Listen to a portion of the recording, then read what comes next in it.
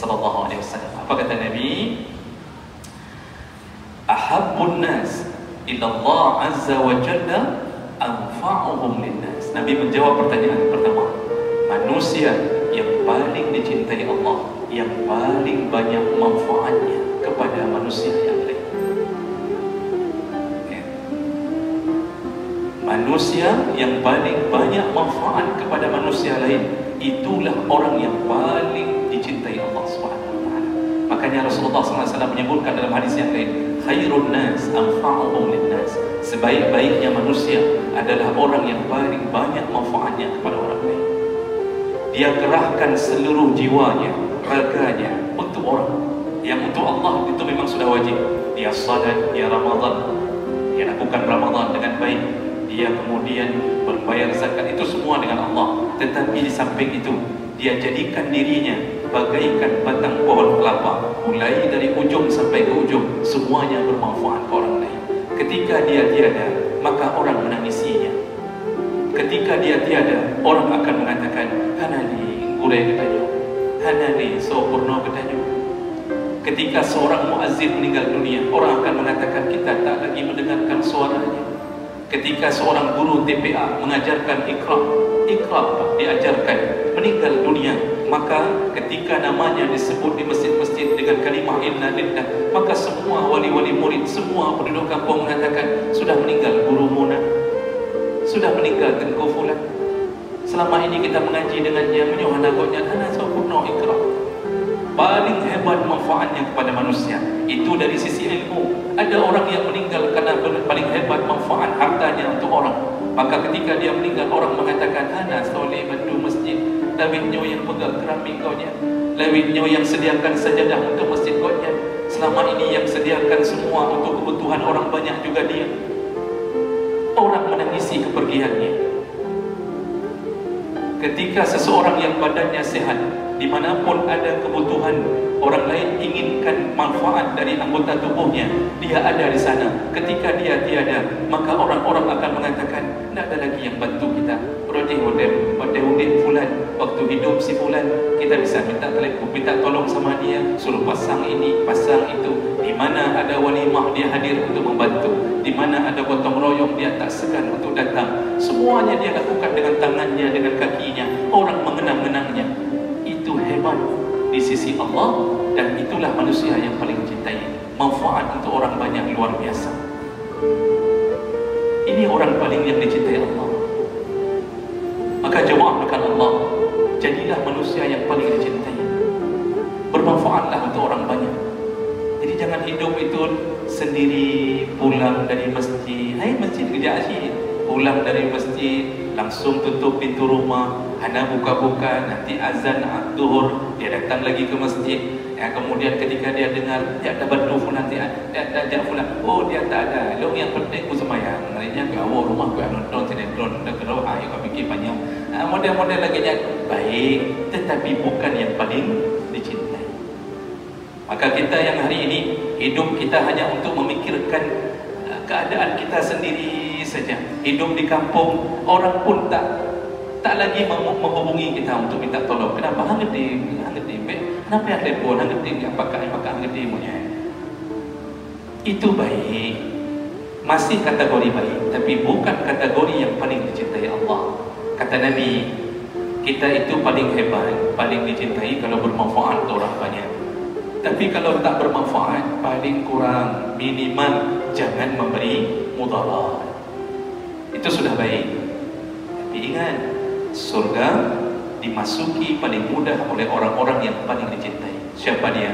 Yang paling banyak manfaat. Jadi konsep hidup minimal, konsep hidup itu menyohanjut tapi manfaat ke kau, paling kurang baik tapi mudarat yang paling kecil. Paling bagus, jadilah orang yang bermanfaat untuk orang banyak. Yang lebih palau, yang lebih dahsyat, lebih buruk, sudah tak bermanfaat, memberi mudarat. Di masyarakat tak bermanfaat, tapi kerjanya mencuri di rumah tetangga, membuat keributan di kampung, provokator di sana sini, pegagaru rata sago. Sudah tak bermanfaat, tapi memberi mudarat. Inilah seburuk-buruknya manusia. Ini jawaban Nabi. hati manusia yang paling dicintai, yang paling banyak manfaat. Lalu Nabi menjawab pertanyaan kedua, ya Rasulullah, di antara banyak amal saleh, ini pertanyaan ini maksudnya selain yang wajib, karena sahabat tahu yang wajib tak perlu ditanya, memang kewajiban. Di antara semua amal saleh yang sunnah-sunnah, mana amal saleh yang paling dicintai Allah? Nah, ini bang, perlu kita jaga dan perlu kita kejar. Apa jawaban Nabi? Yang pertama kata Rasulullah, sururun tudkhiluhu ala muslim. Amalan yang paling dicintai Allah yang pertama adalah engkau memasukkan kebahagiaan ke dalam hati seorang muslim. Engkau memasukkan kebahagiaan dalam hati seorang muslim. Berarti kalau cerita memasukkan kebahagiaan, berarti orang itu sedang bersusah hati. Ternyata orang yang sedang susah, lalu kita datang menghiburnya, itu amalan yang paling dicintai Allah. Makanya takziah itu bukan amalan biasa.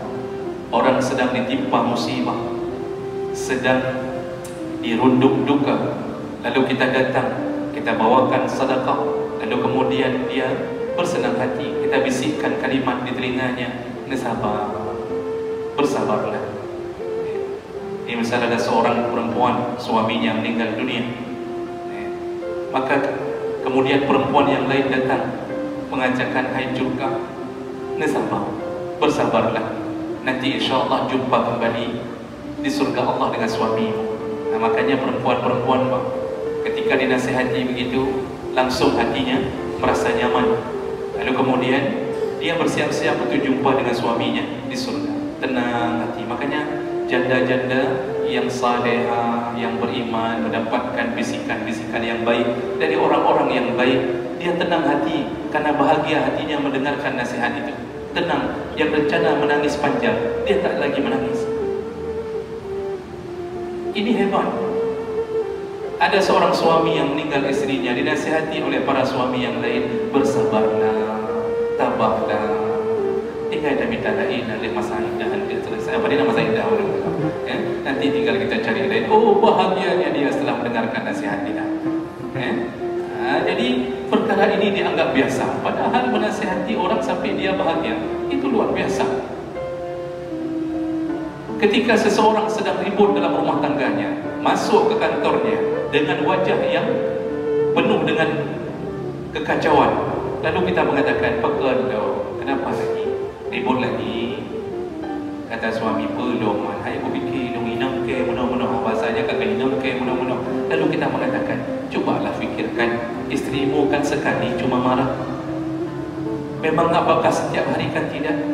Fikirkanlah siapa yang melahirkan anak-anakmu, siapa yang berlubang darah untuk untukmu, siapa yang ketika engkau sakit, lalu siapa yang tidur di sampingmu untuk memeliharamu, siapa yang mencebok kotoranmu, siapa yang memasakkan nasi untukmu." Terus kita mulai menghiburnya. Nah, di saat seperti itu, maka dia kemudian berubah hatinya dari kacau menjadi tenang. Lalu dia mengatakan dalam hatinya, betul sih, kesusahannya hilang. Itu amalan terbaik. Maka kalau orang sedang susah hati, bahagiakanlah. Itu jawaban Nabi yang pertama. Ya, susah hati, tak susah dah begini. Ada orang kadang-kadang membuat orang sudah jatuh tapi tertimpa tangga. Nah, itu salah. Kemudian jawaban Nabi yang kedua, amalan yang terbaik adalah au takshifu anhu qurbah, yaitu engkau lepaskan kesulitan hidup orang. Tadi bahagiakan orang, sekarang lepaskan kesulitan hidup orang. Ada tetangga kita yang sedang merasa kesulitan hidup, lalu kita bawakan sesuatu untuknya sampai dia merasa tenang hatinya, maka kita telah melepaskan kesulitannya. Ada seorang yang kadang-kadang di tengah malam, dia tak tahu bagaimana membawa istrinya yang mungkin akan melahirkan. Dia ingin bawa di tengah malam, istrinya sudah siap-siap melahirkan, mungkin sudah bukaan ke-10. Padu bukaan madu bro. Anak tadi ngadu. Di belum bawa. Jadi sudah menjelang detik-detik melahirkan. Jam 2 malam terjadi. Kita mendengarkan suara kisruh di samping rumah kita. Lalu kita segera mengetuk rumah tetangga kita. Kita mengatakan, ada apa? Lalu suaminya mengatakan bahawa Masya Allah, ni saya tak tahu ke mana caranya, ni isteri mau melahirkan, ini jam 2 becak tak ada, motor tak mungkin kita bawa. Langsung kita mengatakan, anakku, jangan motor dulu, kita hidupkan mobil, tak ada masalah, kita hantarkan jam 2 malam. Lalu kemudian kita hantarkan dia dan istrinya sampai dapat ke rumah sakit. Selamatlah dia dari kesusahan hatinya. Apakah itu amalan biasa? Tidak. Kita telah melepaskan kesulitan hidup